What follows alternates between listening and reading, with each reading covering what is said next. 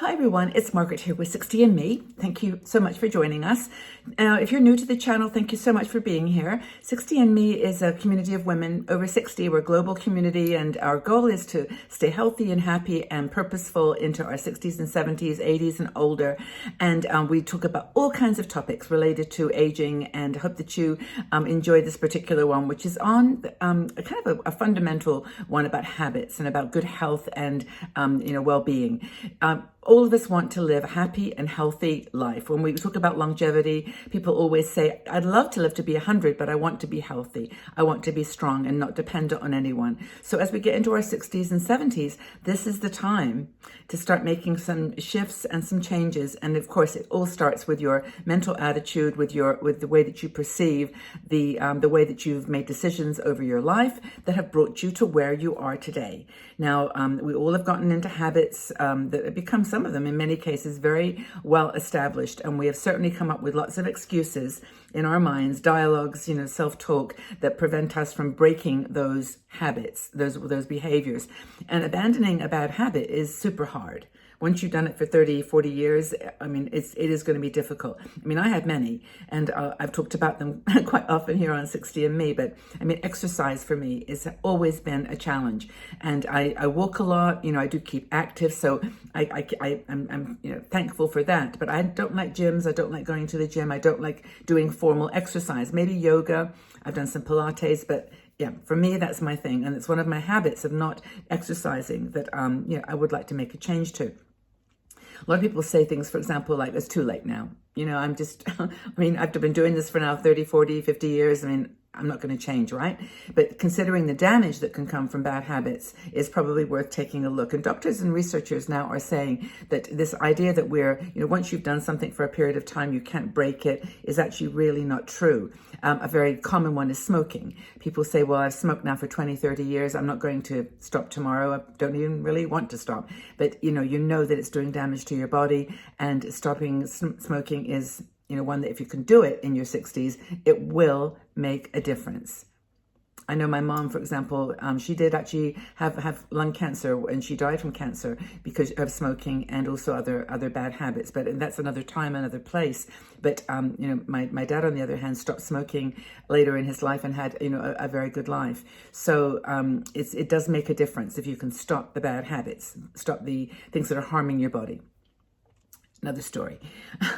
Replacing them with healthy activities, though, is the challenge, and that's where this sort of shift in your attitude and your willingness to try something new is really, really important. So let's go through some of the things that you might come up with, not excuses, but statements that really indicate your areas of habits that you'd like to change. So the first one that you might say, and this is a little bit abstract, so I'm going to start with the more abstract one, and then we'll go to the more obvious, like smoking and drinking. But the first one is, this is the excuse.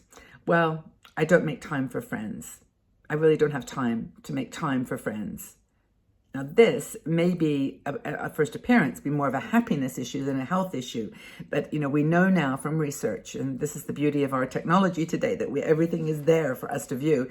Women and men with active social networks who are there to support us in tough times, to offer us hope and help when we need it. Those are the people who live longer.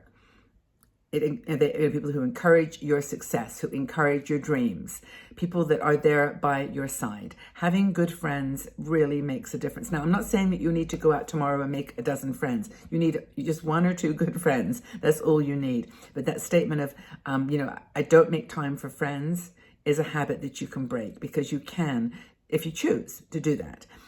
Friendship is so important, and we know that loneliness is, I think, 10 times more dangerous than other kinds of diseases. Being lonely and depressed really does have an impact on your health. So that's the first thing.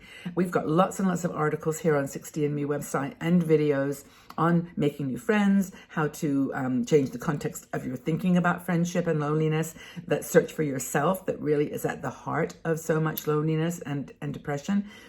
Once you know what you want, everything else falls into place. So saying, I don't make friends, or I don't take time for friends, make time for friends, is a really important shift that you can make. You can break that habit. The next one is, I drink too much. You know it. you may say that, to everybody else that you don't, or you may, not even admit it to yourself perhaps. But if you want to drink less, then you've got to do something about it. You've got to shift your statement of, I drink too much. And one way to do this, simple start, is just to track it. You may not even be aware of how much you are drinking. Start keeping track, write it down, and then just start to reduce that amount. And as I said earlier, really important to replace it with something else. Now, replacing it with something else could be meditation. It could be something like CBD, or something that's that is easier on your body than a lot of alcohol. But that's definitely. People may argue that CBD isn't that good, healthy for you either. But some more natural plants sometimes can be helpful, and there are lots of supplements too that you can consider. So, I drink too much is an important statement to break through if you are feeling that is affecting your health. I don't move enough. There we go. There's me. Research, I was looking at the note here. Harvard School of Public Health said that older women, guess how much time we, on average, spend sitting? 66. 66% of our time. That means that almost 10 hours a day we're not getting out. We're not moving. And that's simple advice, is just try to get out.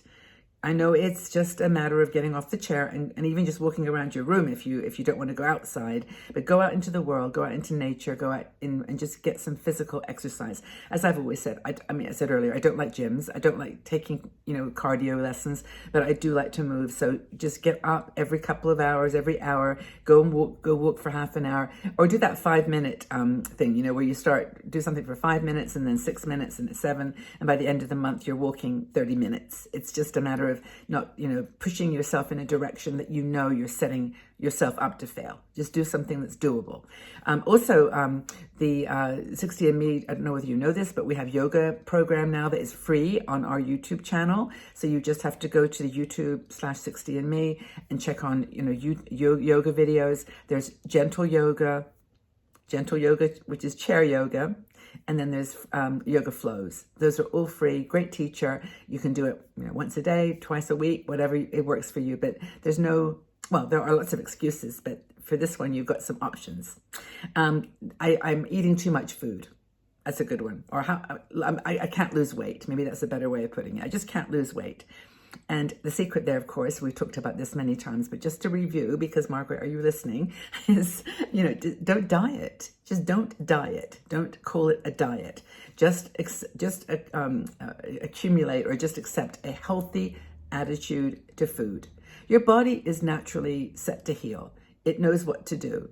So don't put things in its way by introducing sugar and all kinds of, poisons, really, that are just helping your body to not do its natural healing process. Learn to cook.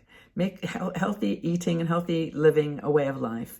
I just started a purchase from this company that I have no affiliation with, but it's called Tyga, Tyga. It's in the UK. Don't know whether they ship abroad, but anyway, it's a company that sells they sell recipe packs. So like you can buy, tikka masala curry, and it gives you the box with 4 different spices, ingredients, instructions on ingredients that you need to purchase. So for I think it's about $5 a box, you can go out and make curry. You just have to go buy the onions and the rice and whatever. But it's make cooking fun, make it an enjoyable thing, so that you're not eating randomly, stuffing yourself with things that are not so good for you.